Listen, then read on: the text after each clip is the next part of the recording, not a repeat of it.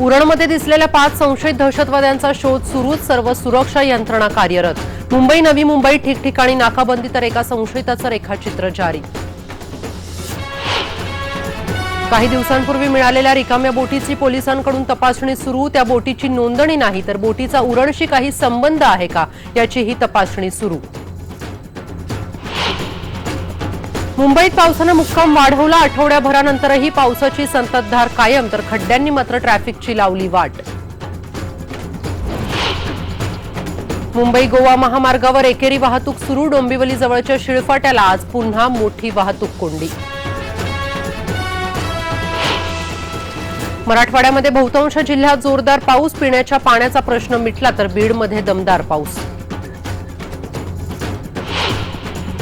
अमरावती आणि नवी मुंबईनंतर आज नगरमध्ये गरजणार मराठा समाज। पश्चिम महाराष्ट्रात पुन्हा एकदा एक मराठा लाख मराठाचा एल्गार।